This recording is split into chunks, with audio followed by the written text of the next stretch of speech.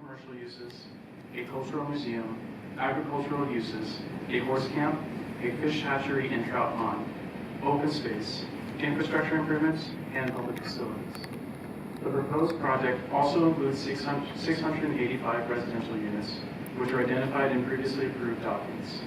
The project site is located on State Route 79, SR 79, approximately 7 miles from intersection SR 79 and State Route 76 in the North Mountain Sub-Regional Plan area within unincorporated San Diego County. This concludes staff's introduction to the agenda item. Please try to limit all discussions to the currently proposed project. And for the record, my name is Brian Mooney. I'm the managing principal of the Rick Community Planning and Landscape Architecture Division of the Rick Engineering Company. We represent the applicant in this particular case. I really won't take all of that time, but I'm going to be really quick. I've been involved with Warner Springs Ranch really since the mid-70s. I was the lead consultant in the 80s, the 83 specific plan, and had a long history with these particular items in relationship to the historic and the cultural elements within the whole program. So it's something I know, and I treasure my association with this particular property and all of its both history, culture, and just community, which is very, very important. As mentioned, the project itself was on 2,452 acres. So I want to emphasize the original project was 2,880 acres ultimately. So this is a piece of that ultimately. And it does include a series of things. Number one, of course, is the revitalization of the resort. And there's a residential component and some other resort orientations to make it an economically viable tool. As I was involved in the 70s, I want to emphasize that we've done a lot of really, I think, some excellent work in understanding both the prehistory, the history, the culture. We've done ethnographic analysis. All of that is going to be updated. And also we've already done some significant outreach in relationship to the communities. There will be a complete archaeological study. There will be a complete historic analysis. There's a lot of historic structures on this property. It's been requested an ethnographic analysis, and we will complete that also in relationship to it. The landscape is extremely sensitive, so that will be another element in relation to the historic landscape overall. So these are all things that are going to be done as part of the overall process. Currently, the plan also includes a new land use designation in the specific plan for natural, actually I think officially it is natural and cultural landscape management, and we're trying to create a district. Now, kind of something you've heard a little discussion on in the past. I was part of the team that ultimately identified the public trust cultural preserve of 240 acres, which preserves a lot of the village of Kupa. And so we think this new addition is going to be a great asset in relationship to the management of those sensitive resources. We also have made recommendations for additional consultation with the affected tribes, the creation of a cultural museum, which was part of the original group but never really got implemented. It was supposed to be on that cultural preserve property next to the chapel, but never got implemented, so we are looking at adding that back in. We are preserving all the historic buildings. We also have made recommendations to include names, historic and cultural names, as part of the overall development, and we've also made recommendations to include this as a historic district. So we recognize, and I want to emphasize that, the value, cultural value, the historic values of this, and as part of this, we commit to doing those levels of studies for this overall environmental impact report. And we look forward to hearing your comments, and if there's any questions, I'm available. Ted Griswold, I represent the trustee for the Cultural Trust on the adjacent property. I'll try and make my remarks brief, but I do want to emphasize that this is a different project. This is a new project for Warner Springs Ranch Resort. The previous project was done decades ago, and as you've heard before this board, because I've come and talked to you before this board about the poor management activities and stewardship that occurred over the Cultural Trust property, where the Polivan had to come in and pick up the scraps, buy the property out of the tax sale, and manage it themselves because the resort didn't. Now it's under new ownership. But I hope that the county, this board, and the property owner will have a little bit better stewardship in the environmental review and the preparation for any changes in this project. But I'm not really optimistic. And the reason being is to start off with, this project should not be a specific plan amendment.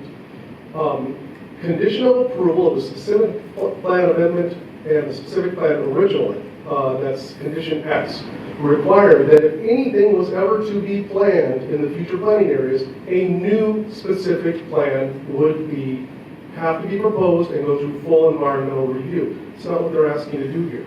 And the reason why it sounds like semantics, but it's not. Because there's an assumption with a specific plan amendment that maybe it's just a little tweak here. We're just going to update studies here and there. Well, that's not the case here. These need to be new studies. The old studies are at least 37 years old, which is when this was approved as a specific plan, number one. Number two, they're wholly inadequate. Let me give you an example. In 1981, there was a specific plan approval of the resort itself that included an equestrian area, which is in the southwest corner near the school of Warner Springs Ranch. At some point in time after that, that equestrian site was moved to the other side of the facility. And a major use permit was issued for that equestrian plan at this new site, which was outside of the specific plan area. No one seemed to notice. County went ahead and approved that on a negative declaration without any cultural review. There were a number of problems with that. Number one, it was all H-designated area, and nobody noticed. Nobody noticed. In addition, over 60 horses were brought to that location. 60 horses times roughly 9 tons of manure per horse a year. 540 tons of manure a year went into that location on top of H-designated areas. So what did they do? Well, nobody was looking. The resort then expanded out onto the cultural trust property, which was the trespass that I've come to talk to you about before. And the reason being is because nobody was watching the site. The original environmental review and cultural review was inadequate, needed to be stronger, needed to be monitored, needed to be watched. Now the same thing is looked to happen with this new specific plan. And what I'm asking you, yes, you should comment. Please do. You are the stewards of the cultural resources and the historic resources, and you're the conscience for the county as this board. I appreciate the collective and individual expertise that you have, and I hope you make full use of it in this instance. I'm only sorry that Mr. Silvas isn't up here to deal with part of this as well. So number one, yes, please comment, be involved. But don't be limited to what staff gives you or what the applicant gives you. Look at all the resources out here. The entire area is a large tribal cultural site at a landscape level, and there are cultural sites throughout the entire property. Don't limit yourself to a small lens.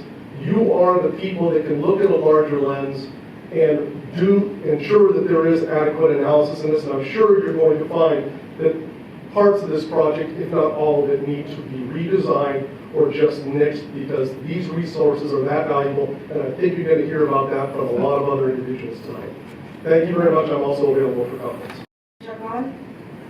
And I'm from the Pechanga Band of the Lusania Mission Indians. I'm here to read a letter on behalf of Shelby Nolawit Mesner, who is a PhD candidate at the Michigan State University.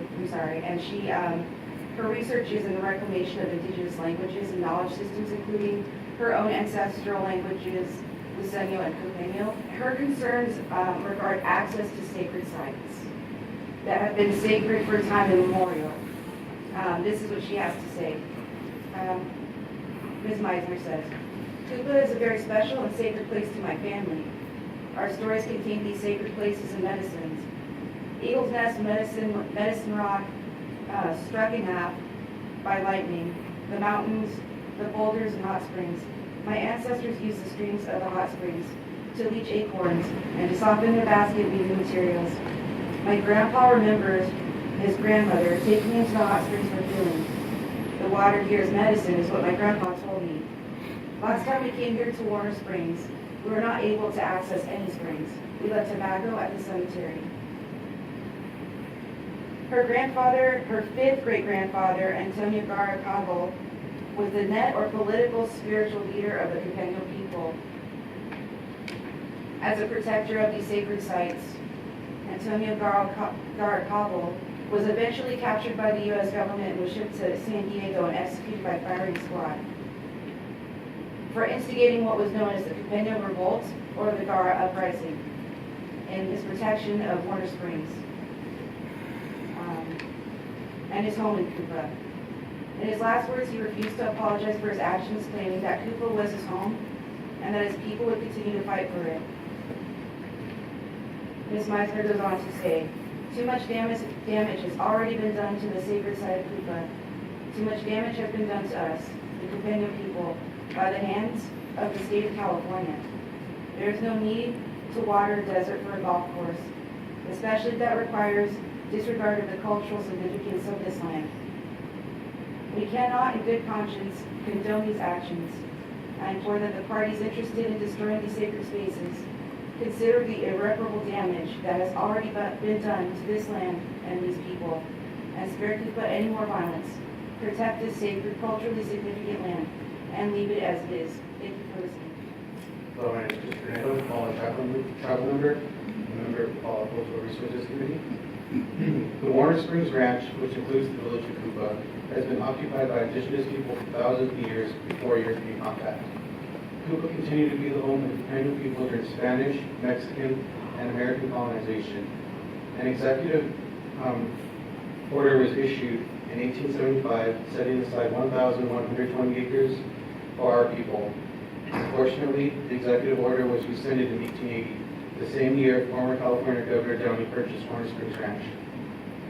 Our ancestors held a certificate from the San Diego judge stating that the Indians are entitled to their lands, and a memorandum of promise from General Kearney assured them that in consideration for their friendliness and assistance to him, that they should return their homes. Despite the lengthy court battle to retain their lands, where the Companion people expressed how important their land is to them and how there is no place better for them than Kupa, they were forcefully evicted from their homes in 1903. This fate was shared with other villages within the Warner Ranch area. The sad truth is Native Americans have lost 98% of our land base, so it's critical we protect our sacred sites from further development and destruction. Our people have endured so many injustices since contact. This is an opportunity to do something right for us. Our homeland has already seen enough development. Our sacred springs are part of a resort. Imagine your church, place of worship, our area that is spiritually and culturally important turned into a resort. Imagine having to deal with your ancestors and cultural items being dug up, disturbed, because that will happen if this project starts. Think of the environmental impact this project will have. 685 homes, adding 9 holes to the golf course, commercial development, and much more. This project will change the area forever. Bringing in so many people will increase the occurrence of artifact hunting and the chances that sacred areas will be destroyed by recreational activity. It's hard to control large populations from directly or indirectly causing damage. Help us protect Kupa by opposing the Warner Springs Ranch Resort project. Thank you.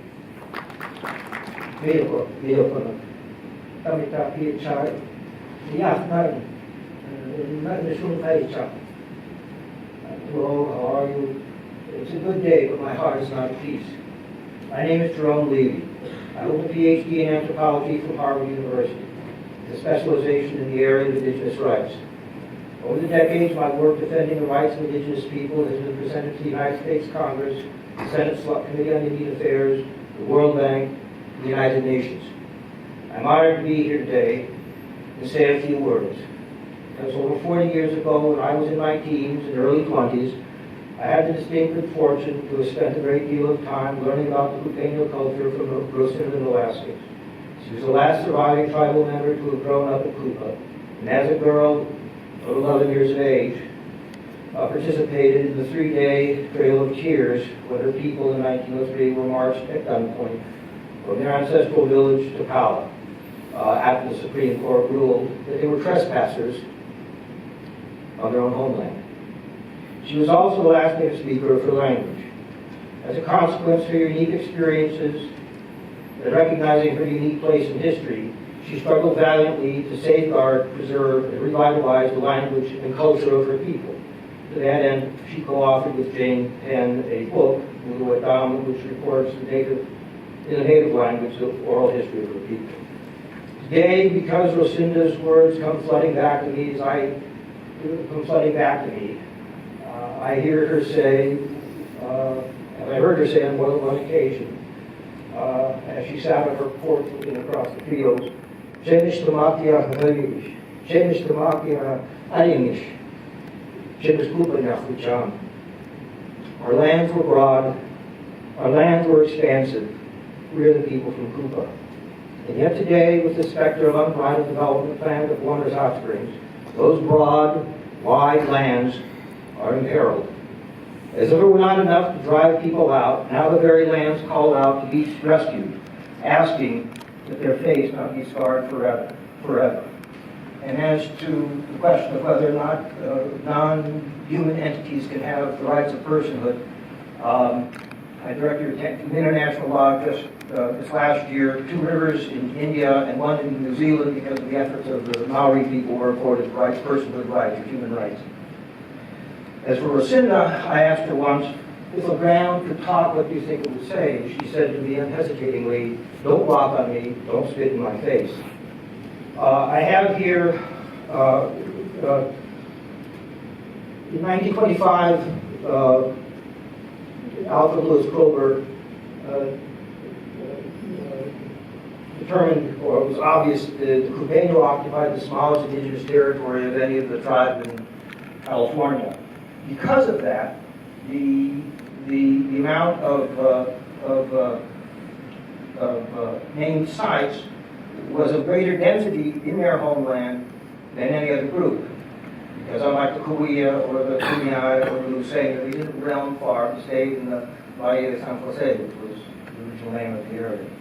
Well, they would call it several Indian names. I have here a list of 93 named sites that was compiled and published in 1923 by William Duncan Strong, who was the ethnologist for the ethnologist. And of those 93 named sites, just in the immediate vicinity of Kupa, or Warner's Hot Springs, over a dozen of them are sacred sites. But not even that includes all of them. Because I remember on another occasion, I was speaking with Lucinda, and she told me she was very upset by the fact that what is today Fire Station 52. Sorry, your 3 minutes, or could you please wrap? Hello, my name is Andrew, and I'm from Los Coyotes, this neighboring reservation to the Warner Springs Ranch. I am currently a resident of Los Coyotes, and I work for Indian Health Council in Rincon, and I also work for Santa Isabel, Equine Nation. So every day, as I go to and from work, I pass by Warner's Ranch. I see, coming home late from night, you can smell the hot springs, the sulfur coming from that. Really interesting rotten egg smell. Boiling eggs. Boiling eggs. Now rotten smells way worse. So I was previously employed with Los Coyotes Environmental Department, and I'm a extreme activist on protecting the environment, protecting cultural sites. The place that I live, I moved from this right here, Rancho Penasquitos, back to my homeland, Los Coyotes, to get away from the city life, from the hustle bustle, the amount of homes, so close next to each other, small yards, that kind of enclosed environment. And I feel that with the expansion of the Warner Springs Ranch, with the proposed 685 units residential, I feel like light pollution, the already strict water usage that we have in the high desert as well, is going to be increased on the amount of resources that are being taken away from the people that enjoy the backcountry as a means of being free and in nature, where we are rightfully supposed to be. And as a tribal member from Los Coyotes, I feel that maybe discovering an alternative on less production of the proposed plan, but more to something that's more of a less aggressive approach in amounts of fish hatchery, something that's more effective with the surrounding environment. So that's about all I have to say. I apologize for not being more prepared. Thank you. For the record, my name is Alexis Wallach. I'm the Assistant Tribal Historic Preservation Officer for the Paulo Band Mission Indians. And I'm giving my remarks on behalf of Shasta Gone, who's the Tribal Historic Preservation Officer. And I had more remarks prepared, but what I have to say doesn't compare to what the tribal members have to say for the importance of the location. So I'm just going to say, please do the right thing and advise against or even allowing the preparation of an environmental impact report and recommend the application for Warner Springs Ranch Resort be withdrawn.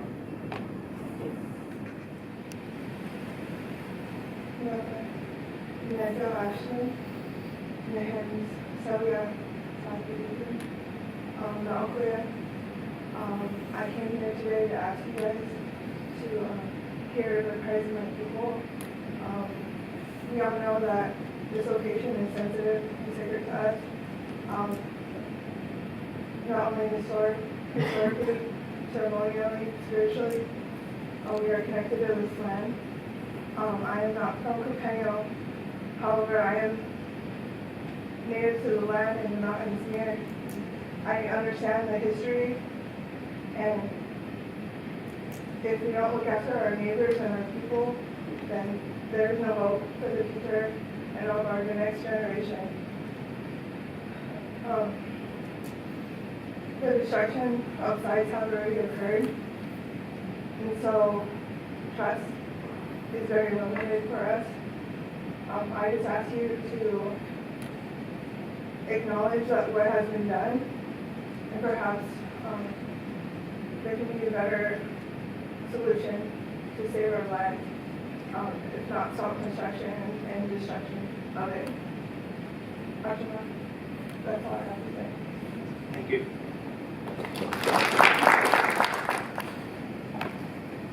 Good evening. Can I get a minute or so extra time, please?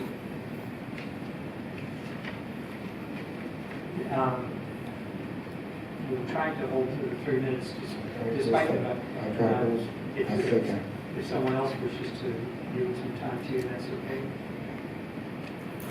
Go ahead.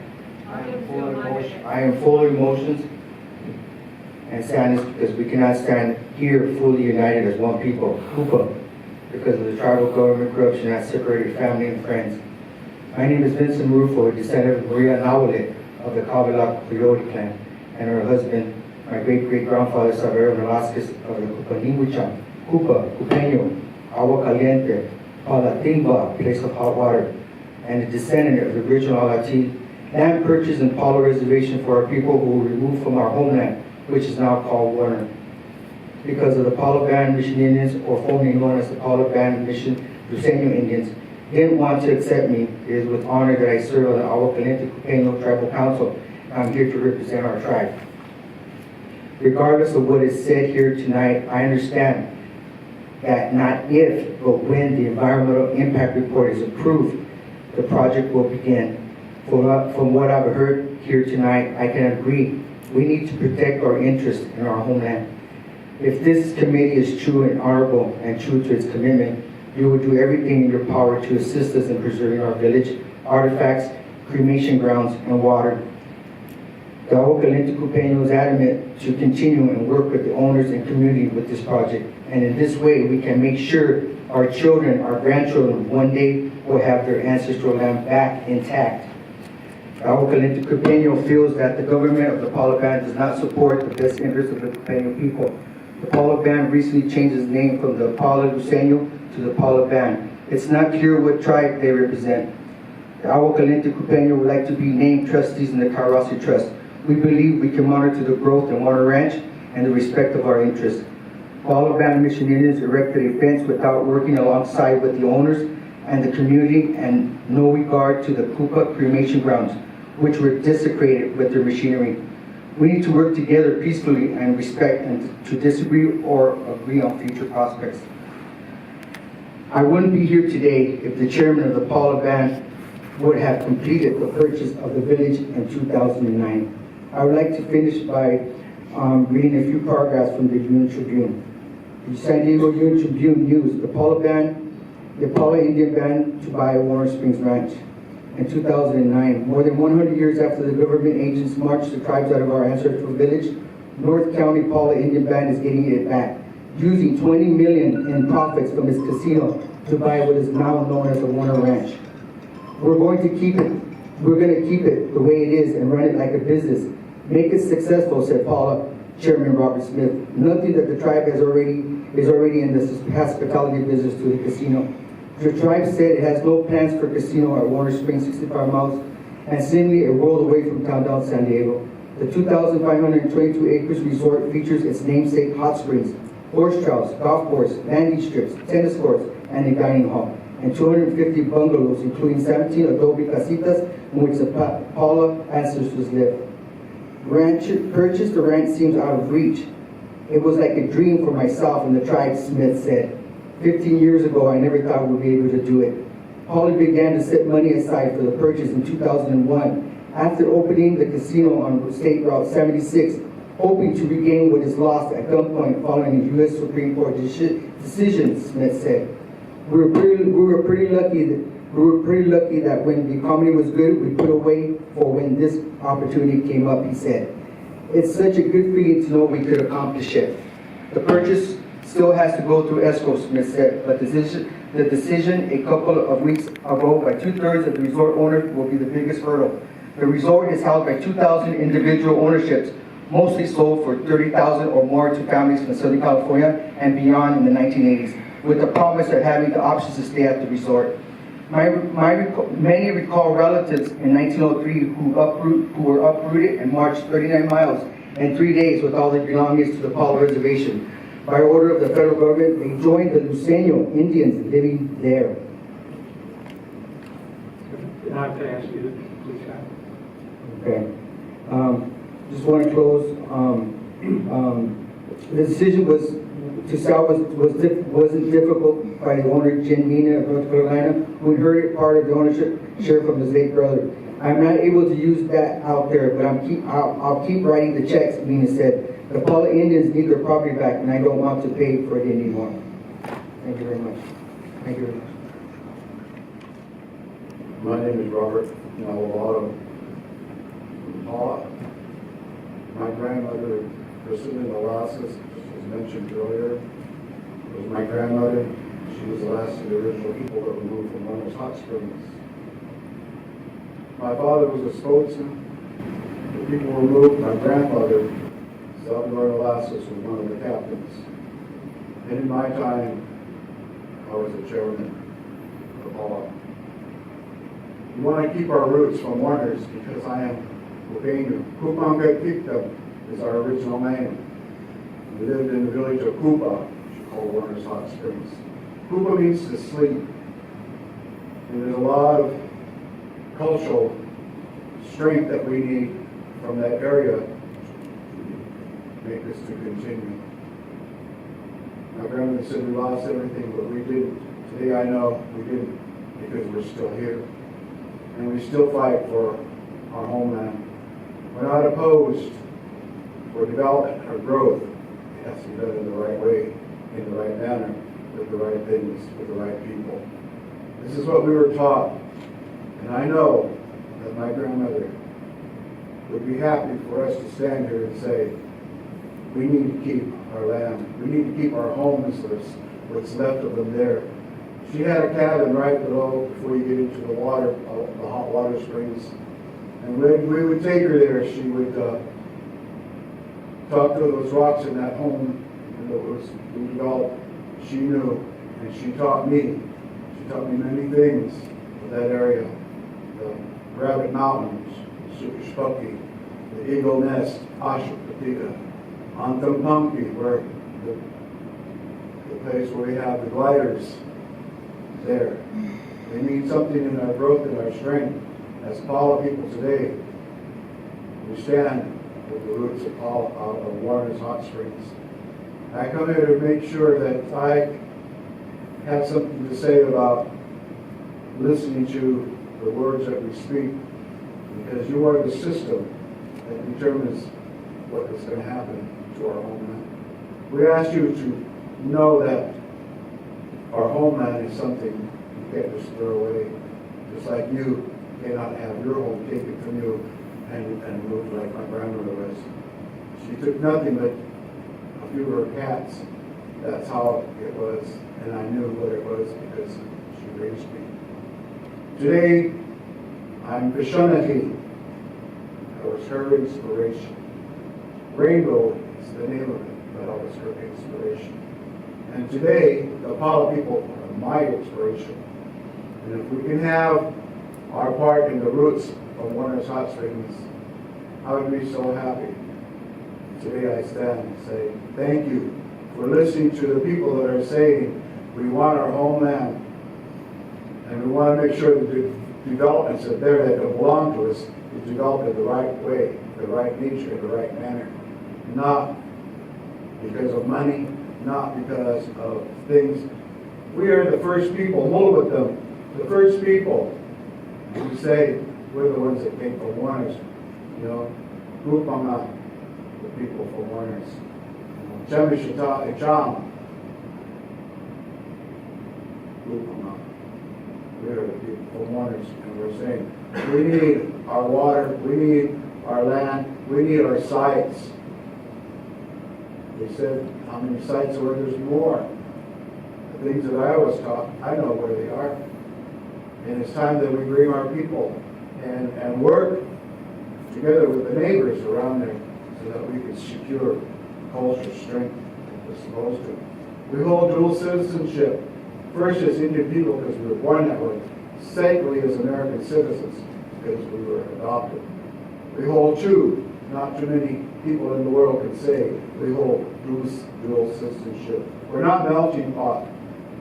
We stand side by side. Synergy, synergistic management is what we need.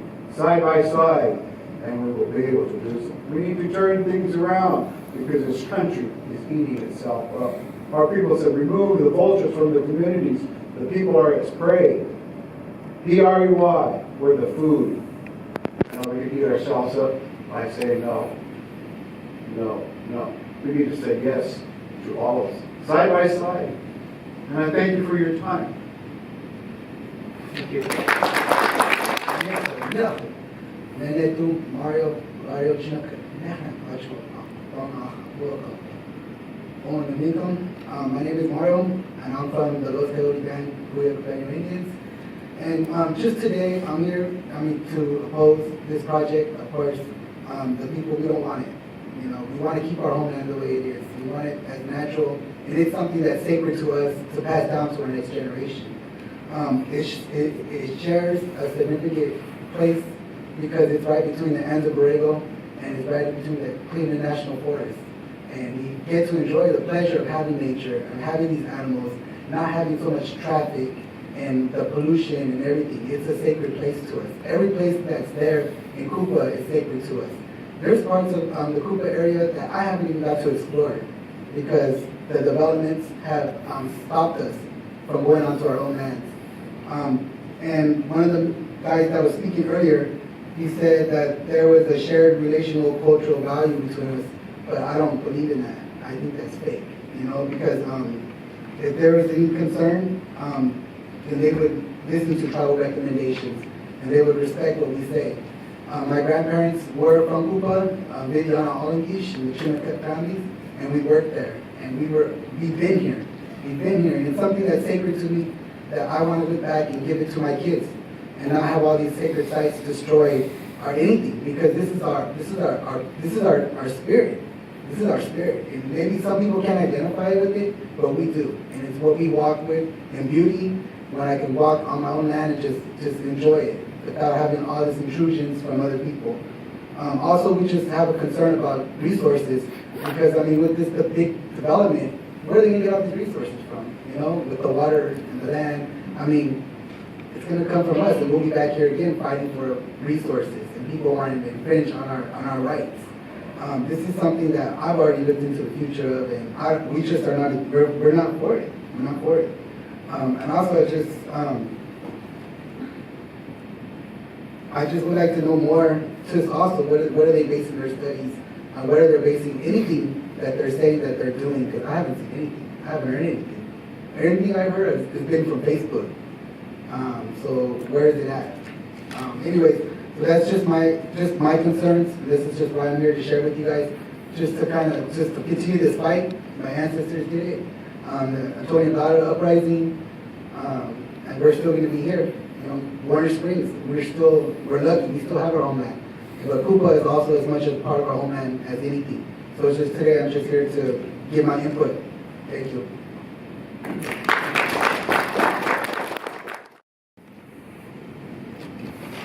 Hi, my name is Cynthia Leo from the Polyband Mission Indians. I've spoke here before for you regarding the fence in the Warner Ranch. This is a sensitive issue to me. It's emotional, and when I hear issues regarding, say, a museum, what kind of museum is it going to be? What's it going to have in there? As far as Cupa information, where they're going to get it from?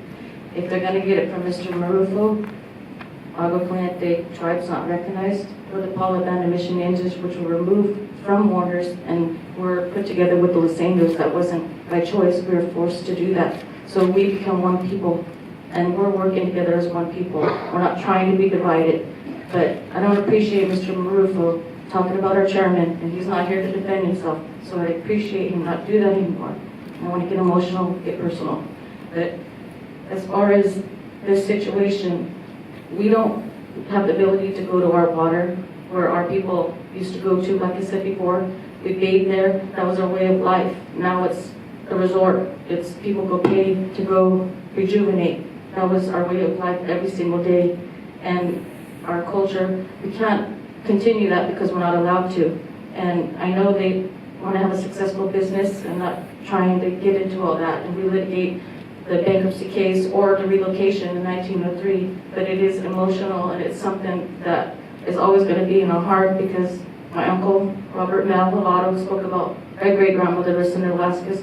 She was our inspiration, but there was a lot more other families and elders that haven't had their say or didn't have, you know, an opportunity to speak with other people, linguists and stuff like that, but they have got to give them credit too because they were removed unwillingly.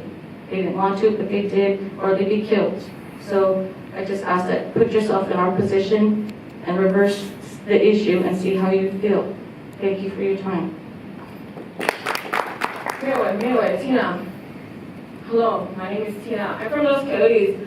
I live on the reservation right above there at the Warner Springs, and I would like you to please take into consideration the voices that you're hearing. As a member of Los Coyotes, I'm concerned with the size of the project. And I'll just add just like everybody, other people have said, especially like when I just said, like we, back mountain people, we love it back there. We like to be secluded. We don't want all that development, and it would affect our resources, our water resources. There's already enough people there taking from those lands already, as far as I'm concerned. The first gentleman who spoke, he said that they're working side by side. Never once have I heard from a little girl have they ever asked anybody else up there what we would like done there. They do close off those lands, that fence that the people are talking about. We can't even, we don't go down, we don't have no relationship with them, so who's he saying we're working side by side with? How is anyone else, a non-Indian, going to come and tell us people who have been removed or pushed away and tell us the cultural history of us and to continue to pillage us? And that's what I came to say. Just please, you're here in the city, and I don't know if you really care about the backside out there, so but please take into consideration because you don't get to see it, and maybe you don't know, you know, you're moving this fast life and stuff like that. But we don't want that type of development there. There's lots of other places where people want that, or go to other lands that don't have those sacred problems like that, like we have. We don't want these people tearing up these personal these sites to our people. So please take that into consideration. Minutes in case I can't make sense of my chicken straw here. I'd like to preface my remarks with my feelings towards the ranch. If I could live anywhere, I would pitch my tent right under those palm trees, anywhere on the planet. I would pick pitching my tent right under those palm trees by that rock bridge where the source, the mother pool, is. That's where I would choose to live.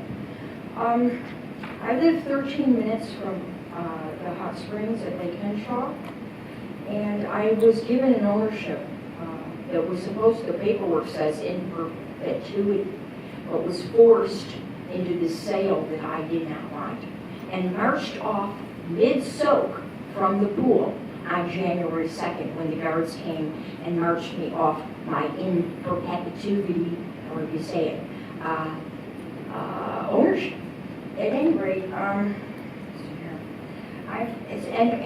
we have been denied access for over 6 years to that one-of-a-kind, unique, healing water that was such a blessing for numerous years in my life and many other people's lives. I'm glad to see people from Los Coyotes and Pella here, very happy to see them here. But I'm disappointed that I don't see any of my, don't recognize any of my friends here from Los Coyotes res. They all ought to be there, I feel, because they're the closest there. And maybe they don't know about the matter, I'm not sure, but I'm sure none of my friends from Los Coyotes would approve of any of this development. Let's see here, and they live even closer than I think I said that. All right, let's see here, what else do I got? So I'm feeling, because we were denied access to the water for over 6 years, that they're putting carts before horses, talking about putting all these houses and all this other stuff, and we can't even get in the water. Let's see here, what else do I want to say? My son's grandmother, who is a Degano Indian, used to go there and do her wash and leave baskets at that muddy pool also. Well, I moved to this area like everyone else that has for the tranquility and undisturbed bucolic atmosphere, and no one who lives in this area would want such drastic development and destruction of the natural environment. And I'm wondering where the Environmental Protection Agency is and what they're having to say about all of this. Anyways, I feel it was a huge mistake to sell it to Pacific Hospitality. I think the Pella Indians would have preserved the place much better and been much better stewards. Now I know better. Thank you. And now they said Emily Brigano at Quinonco 5. Hello, my name is Emily Brigano. I'm from the San Isabel Reservation, which is about 15 minutes away from Cuba. I'm here as a Kumeyaay woman supporting the Kupa people here. They didn't ask me to speak, but I'm humbly grateful that I was able to. I just want you to give the same consideration that you would those pine trees you talked about in the last order of business. You said that it was 50 years old. We have elders older than that here that are tied to that land. So, you know, if you were to favor a tree rather over an elder that is linked to that land, it says a lot. I hope you will consider, you know, the history that is there, the genocide that will happen if you destroy this land, the continued genocide, because that is what you, not you personally, sorry, that's what will happen if this is disturbed, if these sacred sites are destroyed. You're erasing history, you're erasing their well-being, you're erasing their sacred waters, their sacred sites. I'm sure you all have churches or sacred areas where you go to pray and have that peace of mind. Well, this is their area. They have no access to that area, and now that area is being destroyed, planning on being destroyed or further desecrated. This is a very sensitive matter for me, as a lot of the Kumeyaay sacred sites have been destroyed, are continuing to this day being destroyed. Last time I had to, you know, express my my support on opposition of the desecrating of sacred sites was in Coronado Island, where the Navy SEALs decided to build a training camp on Kumeyaay burial grounds.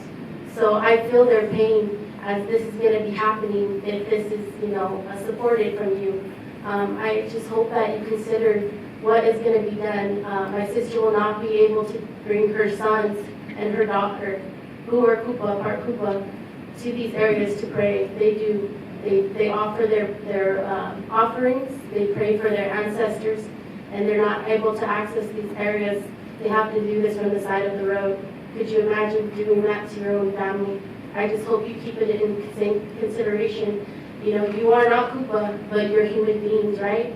So I hope you keep that in mind when you make this decision, because it does affect not only Koopa people, but the surrounding areas as well. My grandma was part Koopa, but I do not speak for the Koopa people. I was raised Kumeyaay, so I want to express that the Kumeyaay Nation, where this building sits on, this land, from the ocean to the mountain and desert, we all support these Koopa people here today. And when it comes down to it, we will always support them. We will help them in any way to preserve these sacred areas. I just will pray for each one of you. I don't know your names, but I see your faces. So that means you have a spirit. That means you are connected to an area in the land, you know. So I will pray for you guys, and hopefully you will make that choice on helping these people preserve who they are. They're not in their original area, like they said. So this is the only tie they have. They're the only Koopa nation that is in California. So by doing this, you're erasing history, and I hope you know that.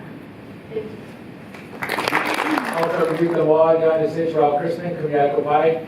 Hope you guys are all doing good. Thank you for giving us this time this evening. It's been good to hear the words that have come out. I hope you guys really do take it into consideration. I'm an educator by occupation, I guess by nature in some ways. I teach over at San Diego State. I teach in the American Indian Department, teach at Queen Maca and Grossmont colleges, and I'm the director of Kumeyaay Community College. I'm here to speak to you guys because I have familial relations in that area, as does my wife, going back very, very ancient times. Our people, originally the original people here in San Diego, the land we stand on is Kumeyaay territory. We reach from the ocean all the way to the Colorado River. So when I drove down here, I drove on a freeway that is Interstate 8, many of you guys know it as, but if you go further east, you'll see the sign that says Kumeyaay Highway. That's our old trail going back more than 10,000 years and beyond. I would love to take students over there and show them some of our old spots, but all of that was dozered down when they built that road. All of that history was erased, and so we just have the namesake now. Many, many places in San Diego, we're seeing that happen in our county, where our ancient history is being pushed aside, and it's making it hard for us educators to go out and to recreate that connection that for us is, since it's older than time immemorial, that we have taken young people out to locations, shown them what the past was like, what lessons we can learn and take forward. One big lesson that we've had of recent times is the removal of those people from that area down to what is now Paula. The terrible history, we can all agree to that. But with history, you're supposed to learn from that and make decisions of the present and the future. So while we cannot change the past, I really urge you guys to really reconsider this movement and try to make a good decision for the future. Let's not rob these guys again. That is their heritage. That is their connection. It's an ancient connection. There's sacred sites to them. If that was the pyramids of Egypt, we wouldn't be having this conversation here today. It would be an obvious no to not go in there and develop it further than it already has. But because our people didn't stack our stones high enough, we feel often that we're not as respected.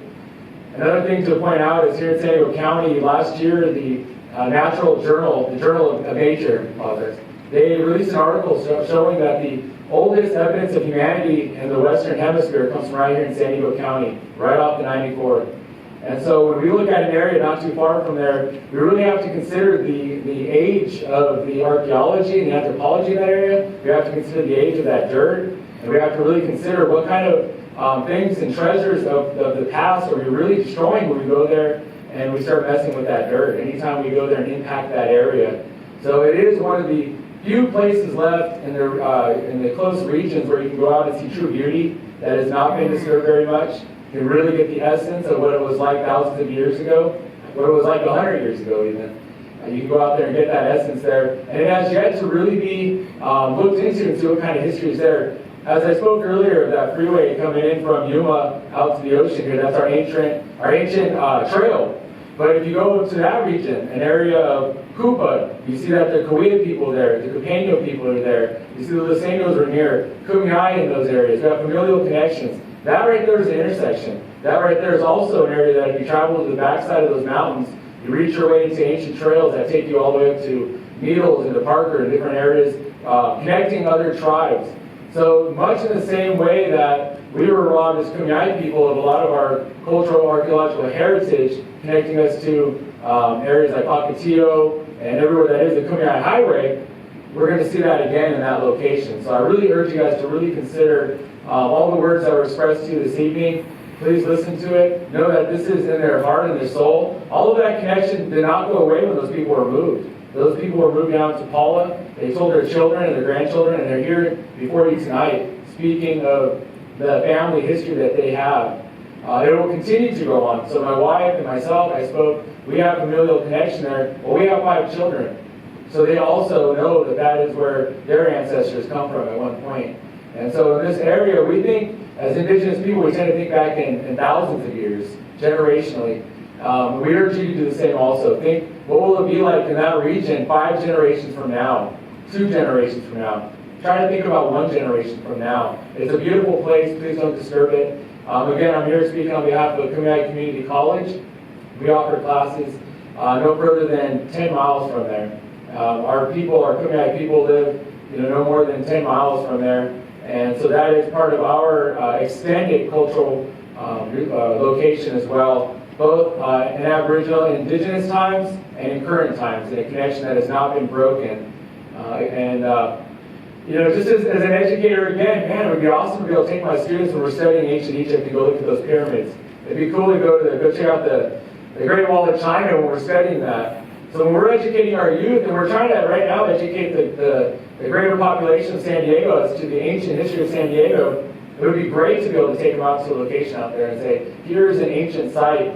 And if any of you guys have not had the opportunity, I urge you to go out there and walk around. You'll see stuff on the ground. Throughout San Diego County, you'll see the remnants and all of the footprint that was our people as they went out there and touched that soil and lived. Many of those areas, they did ceremony and they laid the people to rest, and they had birthing ceremonies and puberty ceremonies and all of these great things. That was their life for tens of thousands of years, really 120,000 years as we know it. You can go there and see it, and that's very rare. Not a lot of places in the world, not a lot of places in the country, and especially in a city can you see those things. We have a very, very unique situation here in San Diego. From a historian perspective, it's very, very exciting times. That find that they published last year about the oldest piece of humanity being right here in San Diego, 125,000 years, give or take, I think they say 10,000 years or something like that. Right here in San Diego County. So it makes us have to reconsider everything. Every time you go out and dig a hole to put a fence pole in, or anytime you go out and walk a trail that hasn't been disturbed, you really have to reconsider what you're looking at and how old are some of these things. So again, I'd like to thank you for the time that I was allotted. Take care. Thank you, Mr. Hi, my name is Brandon Minton. I understand that this is not the platform for a lot of the comments that you've heard tonight, so I'd just like to say thank you for listening and being gracious and hearing everybody out. I'd also like to reinforce the comments that Mr. Griswold said in the beginning, and to ask you to please comment. And your comments will mean a lot, obviously to all the people in this room. And we would just like you to please comment. And I'd also like to tell you that my grandmother was born maybe 50 yards from the hot springs. My father and 9 of his brothers and sisters were raised and grew up at Warner's, and we also grew up in that area. And my great-grandmother was Maria Jesusa, who was a renowned basket maker, and her grandfather was Antonio Gara. And so I'm telling you this because we have a long and extensive history. We understand our history, we know our history, and we have had continuous occupation there in that place for time immemorial.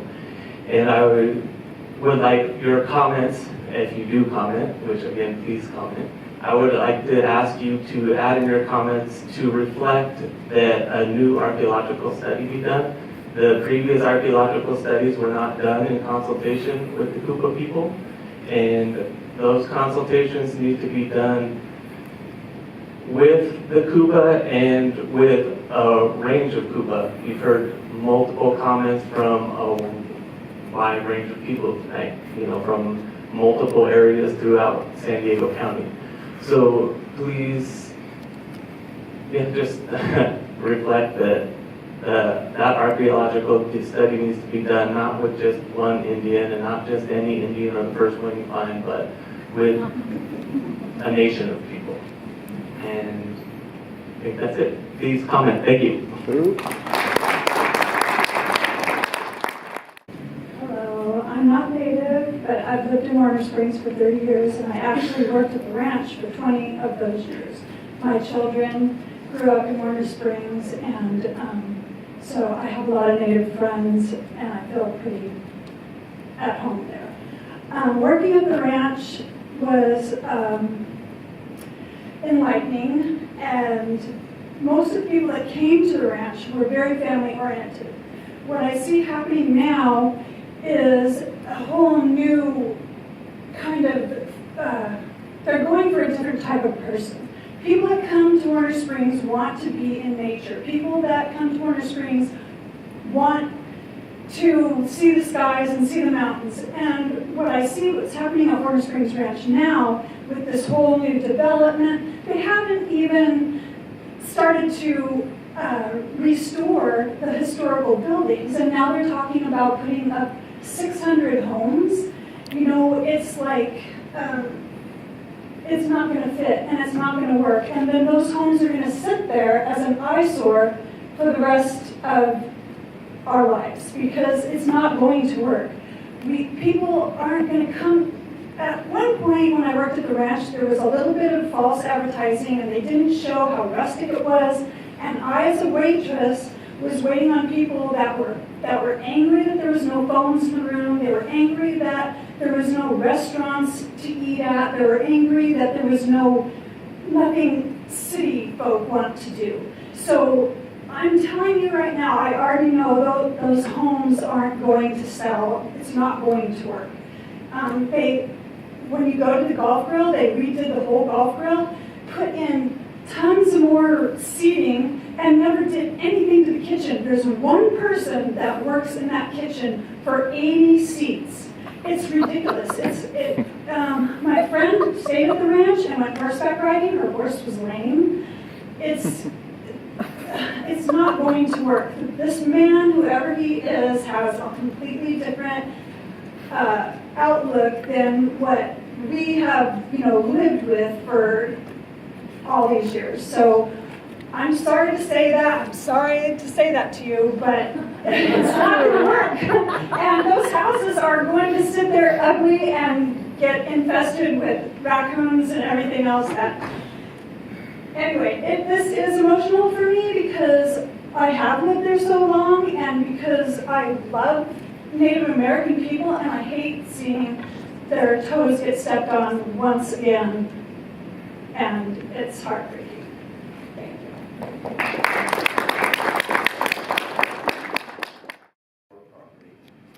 That's when everything closed down, and it was closed for a couple of years before we took over. So systematically, we've been bringing things back online. We brought the golf course back, we brought the grill back, we brought the clubhouse, the gas station, the market. The airport is operated continuously. The horseback riding has been reinstated, and we have cabins and cottages available for overnight accommodations. We continue to bring more of those back to life. Mr. Grant, what is your company's relationship to three existing very compelling documents that were put together over time at taxpayers' expense? And I'm referring to the general area plan, the specific area plan, there was a question about that a moment ago from 1984, and one that's just 7 years old, the Greater Warner Springs Area Regional Plan. Well, I'll defer to Mr. Mooney because he's the one that created most of those plans and was involved in the adoption. But yes, that's what we have to live with. Ryan, would you like to elaborate? So I think the question was, what is our relationship to those? In 1983, the property was redesignated as a specific plan area, and that was the 2,885 acres. And then there was a specific plan approved for it, and then they had phase 1 and phase 2. Phase 1 was basically the expansion of the existing resort to 250. It was like, I think, approximately 95 cottages originally, and ultimately expanded to 250. And then there was also a series of residential estate lots identified, and as testimony earlier, also an equestrian center and tennis facilities were built. Then the county came in and did a general plan update, the 2020 plan, the infamous 2020 plan, and did away with the specific plan areas. And they reduced it down to only the resort area in relationship to saying that, well, this is really what should be the specific plan, this is where that 700 units. In essence, this application coming in amends that, says, that really isn't the right location for rebuilding, and whether it's from the standpoint of just neighborhood use, or whether it's also from the standpoint that's also a little more sensitive, it's right around around Hot Springs. So we're going back and we're asking to amend that specific plan to really go back to really an envelope that encompasses more of the golf course, which is on the west side of the highway from the existing resort. But it does require us to go into the general plan and make an amendment to the general plan, an amendment to the specific plan. The specific plan is a valid document that still is in force right now. Does that answer your question? Thank you. It does, thank you. So there's an uphill climb here for the tribes. I'm just going to close with a comment. This is a scandalous project. It blows a hole in the Warner Springs history and by extension the entire country.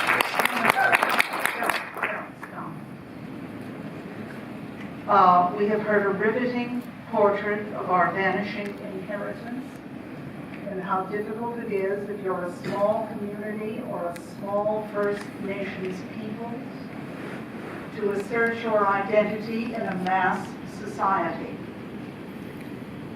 The 400-acre resort is the mass society exerting its will. And I absolutely reject it. I think it is a shocking, shocking misuse of a wonderful area.